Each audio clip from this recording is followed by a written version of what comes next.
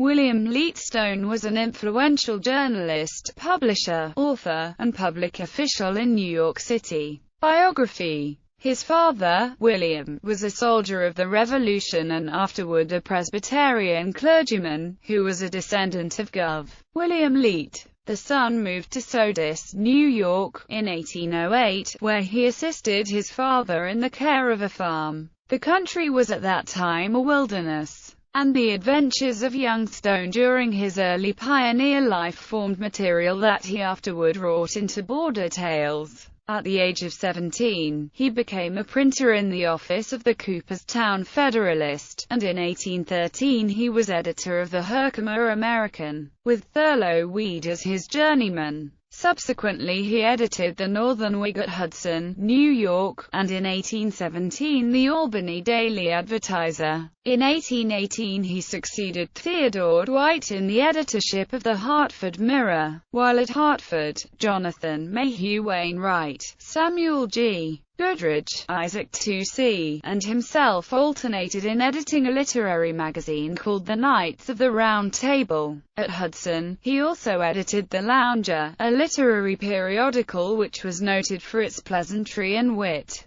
In 1821 he succeeded Zachariah Lewis as editor of the New York Commercial Advertiser, becoming at the same time one of its proprietors, which place he held for the rest of his life. As such, he was a defendant in a famous suit brought by the novelist James Fenimore Cooper for criticisms that had appeared in the Commercial Advertiser on that novelist's home as found in the history of the Navy. Stone always advocated the abolition of slavery by congressional action in the columns of the Commercial Advertiser, as well as the activities of the American Colonization Society. He served as president of the New York Colonization Society. At the Anti-Slavery Convention at Baltimore in 1825, he originated and drew up the plan for slave emancipation, including the deportation of all freed slaves out of the United States and financial compensation to slaveholders, which was recommended at that time to Congress for adoption.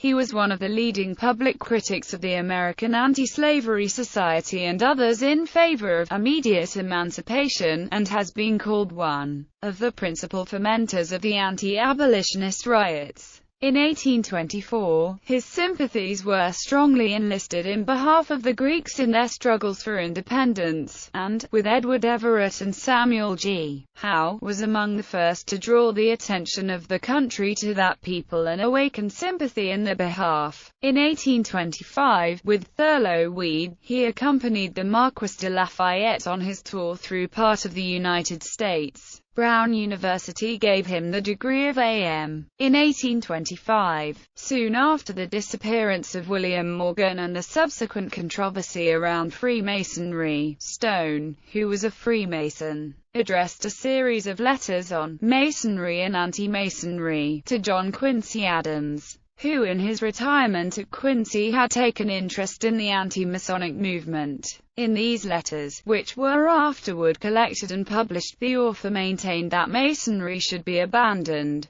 chiefly because it had lost its usefulness. Although the influence of Colonel Stone extended throughout the country, it was felt most particularly in New York City. He was the first superintendent of public schools in New York City, and while holding the office, in 1844, had a discussion with Archbishop John Hughes in relation to the use of the Bible in the public schools. He was active in religious enterprises and furthering benevolent associations for the deaf and dumb and for juvenile delinquents. In 1838 he originated and introduced a resolution in the New York Historical Society directing a memorial to be addressed to the New York legislature, praying for the appointment of an historical mission to the governments of England and the Netherlands for the recovery of such papers and documents as were essential to a correct understanding of the colonial history of the state.